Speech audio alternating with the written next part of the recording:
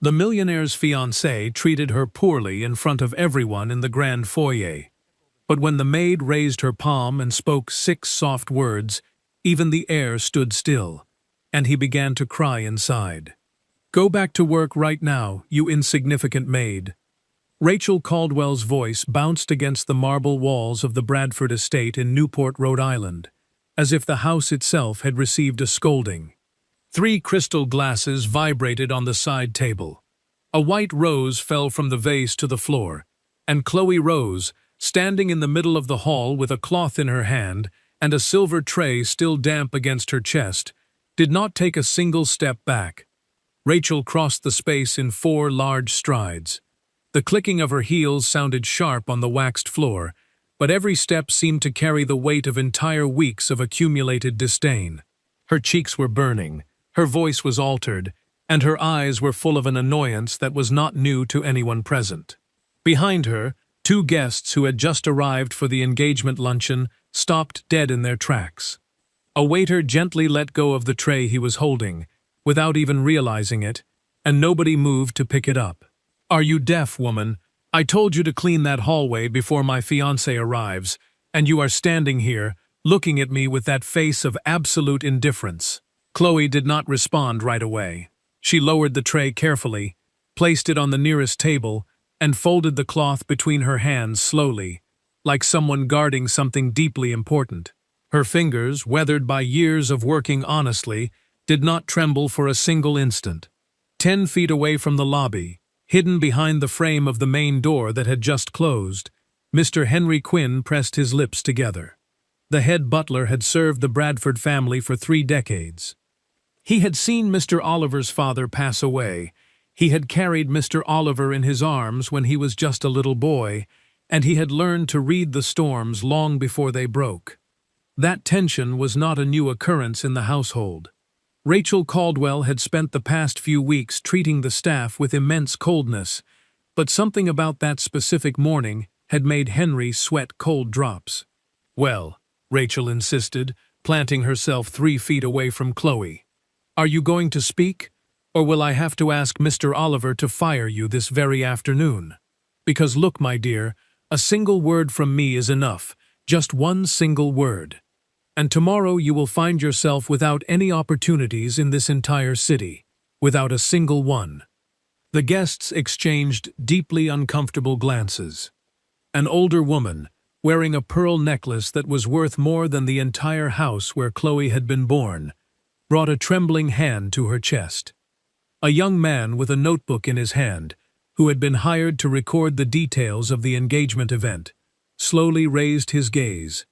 His professional instinct told him that this situation was about to turn into something much larger than a simple domestic argument. "Mrs. Caldwell," Chloe finally said, with a voice so incredibly low that everyone had to lean in slightly to hear her properly. "I finished sweeping and mopping the hallway 2 hours ago. If you want, you can go and check it yourself. It is perfectly clean." "Do not speak to me with that tone," Rachel demanded, bringing her face dangerously close to the maid's face. "You are nobody in this house. You are merely part of the service. Do you understand me? Just the service. And the people belonging to the service absolutely do not talk back." Mr. Henry closed his eyes in the shadows. That was far more than what any human being should have to endure in total silence. But he knew Chloe well. He knew that she never talked back to anyone. She had been working at the estate for 7 months, and had never raised her voice, never arrived late, and never asked for a single favor. She was discreet by her own choice, as if she wanted to walk through the world without leaving a single footprint behind. Rachel extended her hand forward with aggressive authority, a hand loaded with expensive rings, heavily perfumed, perfectly manicured, and left it suspended in the air, pointing directly toward the exit, for 1 eternal second. "One more word, and I swear to you that this very afternoon you will pack your things. One more word, and nobody in this entire state will ever open the door of their house to you again." It was exactly then that Chloe did something that nobody in the room expected her to do. Chloe raised her own hand slowly, with her palm open toward Rachel, like someone asking the wind to stop blowing. She did not scream, she did not step back, she did not defend herself with aggressive words. She simply placed that simple, modest, humble hand in the empty air between the two of them and said 6 soft words. 6 words that were going to split that afternoon into 2 distinct halves, the half from before and the half from after. Your voice does not reach here. Rachel blinked once, then twice, as if she had not understood the phrase. She lowered her hand, raised it again, and looked around in total disbelief. "What did you just say, you insignificant maid?" Rachel stammered, looking at the guests and the waiter as if waiting for someone to tell her she was hearing things. "I said that your voice does not reach here, Mrs. Caldwell," Chloe repeated, with the exact same serenity as before. Her hand was still raised with the palm open, her gaze perfectly calm, showing neither defiance nor submission. "You can scold me. You can reprimand me in front of whoever you want. You can order me to clean the entire mansion with a tiny brush. That is what I was hired to do, and that is what I am paid for every single week. But there is a place deep inside of me where your voice simply cannot enter," Chloe continued, her tone steady and unwavering. "That place does not belong to you. It belongs to my mother and to God, and to absolutely nobody else in this world." The silence that followed was so thick that the ticking of the grandfather clock adorning the corner of the lobby could be heard with crystal clarity. The white rose that had fallen earlier rolled 2 inches further across the polished marble floor. "How dare you!" Rachel exclaimed, finally recovering from the initial shock. Her voice cracked into a high pitch, like a crystal glass shattering on the inside, but barely holding its shape. "How dare you, a simple cleaning woman, speak to me about your mother as if I cared the slightest bit about her miserable existence? Your mother was surely just another woman scrubbing the floors of decent people, and now you pretend to be something more." "Do not speak about my mother, madam." Chloe did not raise her voice, but something fundamental in her tone shifted, and everyone in the room felt the sudden drop in temperature. Even Rachel, even the wealthy guests, even the old clock that seemed to hesitate for a fraction of a second before continuing to mark the time. "Do not ever speak about my mother again, please."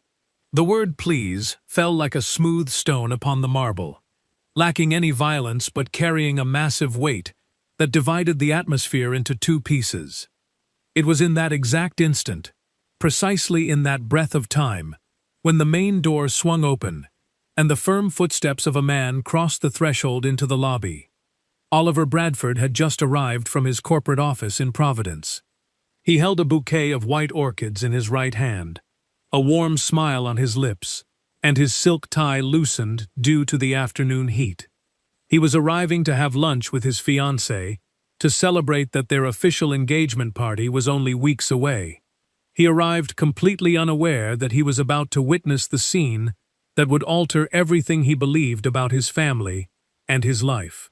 He stood frozen 3 feet away from the 2 women, the orchids suspended at waist height, the smile instantly vanishing from his face.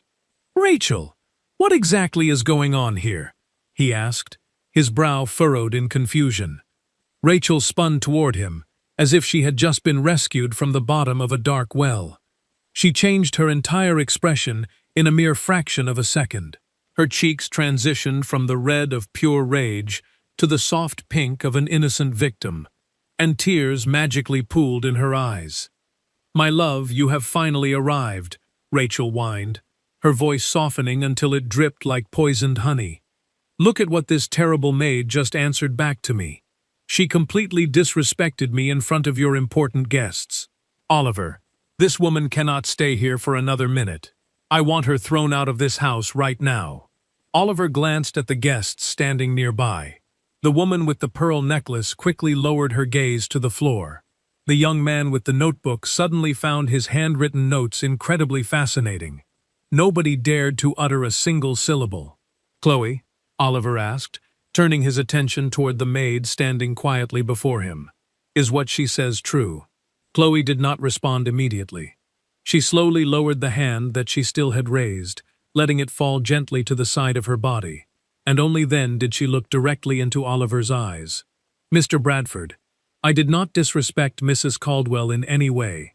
I merely raised my hand to silently ask her not to step any closer to me. If setting a boundary is a fault, then fire me. If telling the truth is a mistake, then fire me right now. But I am not going to lie in front of you, neither today nor ever." Oliver remained completely still, observing her as if he were truly seeing her for the first time in 7 months. Until that very day, Chloe Rose had been nothing more to him than an efficient shadow, a woman who folded his towels with perfect corners, an employee who never crossed gazes with his own. And now she stood right in front of him, with her head held high, sustaining his gaze without blinking, without apologizing, without trembling. Something shifted deep inside of his chest, something incredibly old and long buried. "Oliver," Rachel complained loudly, seeing that he was hesitating. "Do not tell me you are actually going to believe her over me. After everything we have planned together. This is not your house yet, Rachel." Oliver interrupted, the words escaping his mouth before he could stop them. The phrase slipped from Oliver's lips naturally, like a profound truth that had spent a long time searching for a corridor through which to escape. Rachel opened her eyes wide in shock. The guests gasped softly, and Mr. Henry, still hidden behind the doorframe, raised his eyebrows in silent approval. "What did you just say to me?" Rachel whispered, her fake tears entirely forgotten. "I said that this is not your house yet, and I said that before I fire anyone, I am going to understand exactly what happened here today." Oliver walked over to a lobby chair, placing the white orchids carefully on the backrest, and turned to the maid. "Chloe, please accompany me to the library." "Oliver," Rachel protested with a fiercely tense face, stepping forward to block his path. "And you, Rachel, wait right here, or go upstairs to your room, or do whatever you please. But right now I am going to speak with this young woman alone."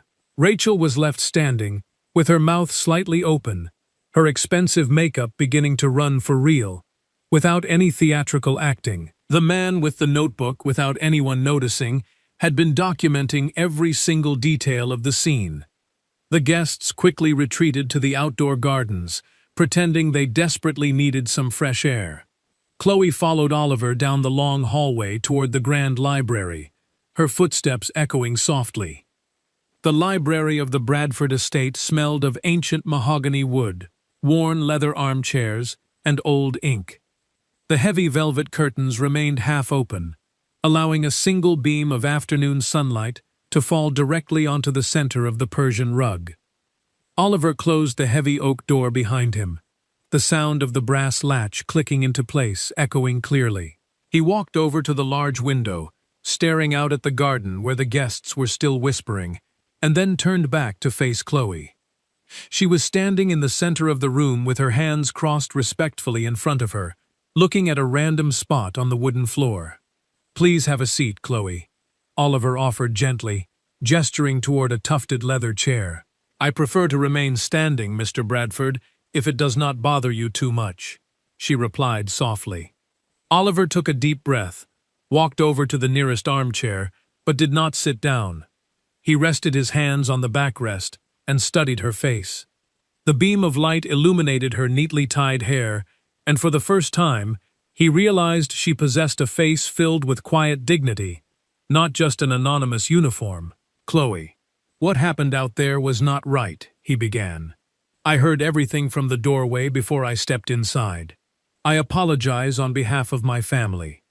Those unexpected words made Chloe lift her eyes for the very first time since entering the room. She looked at him, and in that gaze, Oliver saw something he could not easily identify. It was not simple gratitude, nor was it lingering resentment, but rather an ancient sorrow that had suddenly found a small crack through which to breathe. "You do not have to apologize, Mr. Bradford. You did not raise your voice at me. But I am engaged to the woman who did, and that makes me responsible in some way." Chloe swallowed hard, her eyes shimmering with tears that had been cried 1,000 times before, in tiny, forgotten rooms. "If you brought me in here to fire me, please do it quickly, sir, because I have to return home before sunset." "I did not bring you here to dismiss you," Oliver replied, his voice barely above a whisper. "Then why did you bring me here?" she asked, genuine confusion breaking through her stoic demeanor. Oliver hesitated, walking over to the antique desk where his late father used to write his business letters. He picked up an old silver picture frame, holding a black-and-white photograph of a stern man with a thick mustache. He stared at it for a long moment before setting it down. "I brought you here because I need to know who you really are. I have spent 7 months walking past you as if you were just another piece of furniture, but today, when you raised your hand, something about your voice sounded incredibly familiar to me." "Where were you born, Chloe?" "In a tiny town that almost nobody remembers, sir. It is called Oakhaven, deep in the Appalachian Mountains of West Virginia." Oliver froze completely, his grip tightening on the back of the leather chair. "Oakhaven," he repeated, the color draining from his face. "Yes, sir, near the Blackwater River." Oliver brought a trembling hand to his forehead, pacing toward the window and back again. "My father was born in Oakhaven," he murmured, almost talking to himself. "He spent his entire childhood there until his mother brought him to the city when he was 9 years old," Oliver explained, his eyes wide with a sudden realization. "Why did you come to this city, Chloe?" "My mother fell terribly ill, and the mountain doctors could not treat her properly," she answered quietly. "I brought her here several years ago, and we lived in a rented room while I worked washing and ironing clothes. Until she passed away." Oliver closed his eyes, the tragic reality falling between them like a heavy autumn leaf. "Why did you choose to work in this specific mansion, Chloe?" "Because my mother asked me to, right before she died." The silence that followed was so profound that Oliver could clearly hear the frantic beating of his own heart against his ribs. That answer opened a door to a dark hallway he had never known existed. "What do you mean? Your mother asked you to work here?" "On her deathbed, my mother made me swear that I would come to work at the Bradford estate, that I would not ask any questions, that I would just do my job in absolute silence and wait." "Wait for what?" Oliver pressed, his voice trembling slightly. "She never told me. She only said that I would know when the exact right moment arrived," Chloe explained, wiping a single tear. "Did she know someone from my family?" Oliver asked, stepping closer to her. "I do not know, sir. She refused to explain anything to me, even on her final day. She only gave me one single word before she closed her eyes forever." "What word?" Oliver demanded, his chest tightening painfully. "Forgiveness," Chloe whispered, looking directly into his eyes. "My mother said the word forgiveness before she died." Oliver felt the floor shift beneath his expensive leather shoes. "Do you have any idea who she was apologizing to, or what she did?"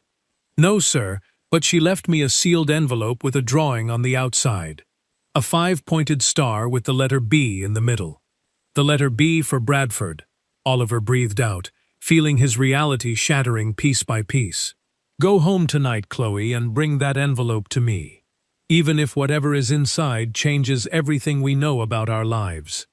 Chloe nodded slowly, agreeing to return after the sun went down. Just then, 3 sharp knocks echoed on the library door. Mr. Henry entered holding a silver tray with a glass of water, his face pale. "Excuse me, young master, but Mrs. Rachel is demanding to speak with you immediately." "Tell her to wait, Henry," Oliver commanded sharply. Henry bowed his head, his eyes briefly meeting Chloe's, acknowledging a secret he had kept hidden for over 30 years. Late that evening, Chloe returned to her tiny rented room in the poorer district of the city. She opened a creaky wooden drawer and pulled out a cloth bundle tied with a worn string. Inside was a thick cream-colored envelope bearing the faded ink drawing of the star and the letter B. She remembered the hospital room, the smell of cold soup, and her mother's frail hand pressing this very envelope into her palm. Her mother had confessed that the envelope contained an apology to a boy she had hurt unintentionally, a boy who was now a grown man. Chloe wiped her face, placed the envelope into her canvas satchel, and headed back out into the night. Meanwhile, at the mansion, Oliver had dismissed his guests and ignored Rachel's furious tantrums until she locked herself in her bedroom upstairs. Henry entered the library carrying a pot of hot tea, his hands shaking slightly.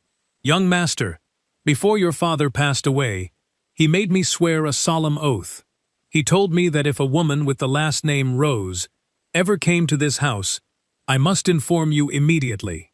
I realized too late who she was, only today when I saw her standing in the lobby." "My father knew her family?" Oliver asked in shock.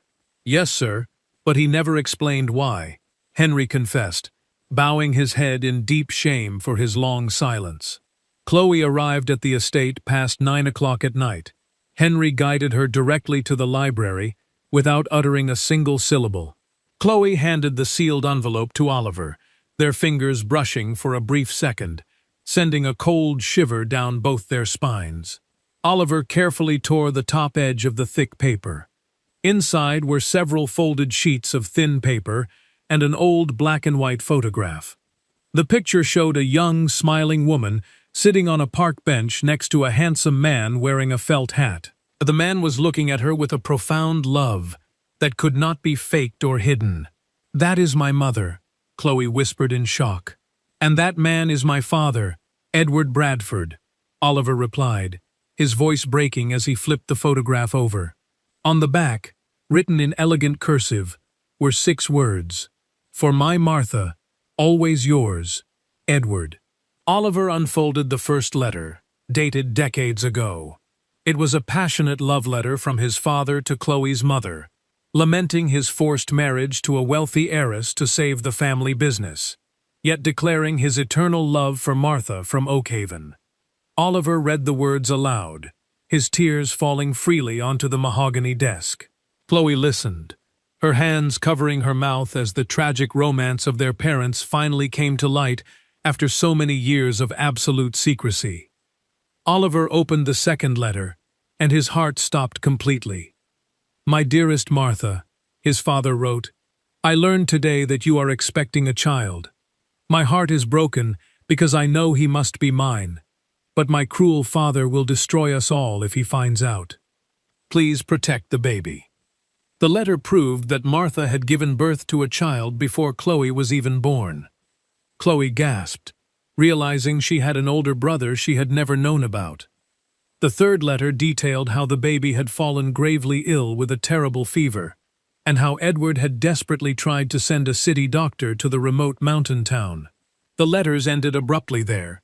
Out of the envelope fell a tiny silver baptism medal bearing the name Arthur, confirming the child's existence.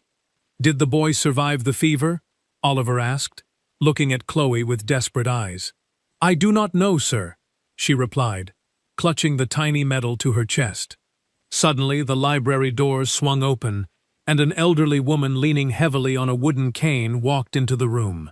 It was Eleanor Carter, the old midwife from Oakhaven, the same woman who had been a guest in the garden earlier that morning.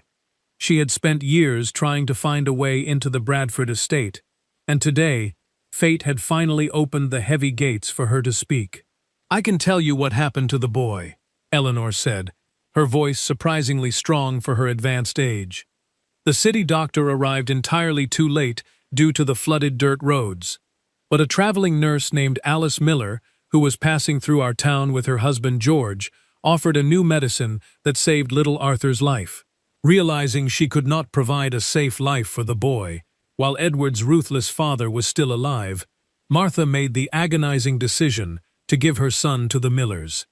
They adopted him, moved to a distant city, and renamed the boy Matthew, ensuring he would grow up safely, away from the dangerous grasp of the Bradford Empire. "Matthew Miller," Oliver repeated, his blood running completely cold. He opened his leather address book and pulled out a pristine business card. "He is the lead corporate attorney for the Bradford enterprise. My father hired him years ago but forbade me from ever meeting him in person until the reading of the final will. At that exact moment, a young kitchen maid named Jessica burst into the library, her apron covered in flour. "Mr. Bradford, I must speak right now. I overheard Mrs. Rachel on the telephone today. She was speaking to your cousin, Nicholas Vance. They have fabricated a fake will that Matthew Miller is supposed to validate tomorrow at exactly noon." Jessica revealed that another maid, Laura, had been fired months ago because she had discovered Rachel and Nicholas's romantic affair and their grand scheme to steal the entire Bradford fortune. Rachel had even banished Oliver's elderly stepmother, Barbara, to a remote countryside cottage because Barbara knew too many of the old man's secrets. The conspiracy was vast, deep, and incredibly dangerous. "We cannot wait until tomorrow," Eleanor declared, pounding her wooden cane against the floor. "We must go to Matthew tonight. We must tell him the absolute truth about his real parents before he walks into that boardroom and accidentally signs away his own brother's rightful inheritance to those treacherous thieves." Without wasting another second, Oliver, Chloe, and Eleanor rushed out into the cool night air and climbed into Oliver's dark luxury sedan. They drove swiftly toward the towering apartment building in downtown Providence, where Matthew Miller lived. They did not know that a shadowy figure in a trench coat, hired by Rachel, was watching them from across the street. The spy dialed his cell phone and informed Rachel that the targets were on the move. "Follow them closely," Rachel commanded coldly through the receiver. "But do not intervene just yet. I need to know exactly who they are visiting before I crush them tomorrow morning." At 3 o'clock in the morning, Oliver pounded fiercely on the heavy oak door of Matthew's penthouse apartment. Matthew opened the door wearing a loose tie, holding a glass of water, and looking utterly exhausted. He had been reviewing the new will all night, and had already noticed several glaring inconsistencies in the legal phrasing and the forged signature. Oliver pushed his way inside, followed closely by Chloe and the elderly midwife. "Matthew," Oliver began, his voice trembling with an emotion he could barely contain, "we are not here regarding corporate business. We are here because my father was also your father, and this woman standing next to me is your biological sister." Over the next 2 hours, they laid out every piece of evidence on Matthew's glass dining table. The faded love letters, the black and white photograph, the silver baptism medal, and the meticulous financial ledger kept by Henry the butler, proving that Edward Bradford had secretly sent money to the Miller family every single month for decades. Matthew listened in absolute silence, tears slowly forming in his eyes as the missing pieces of his life finally clicked into perfect place. He picked up the forged will that Rachel had provided. "This document is a complete fake," he declared firmly.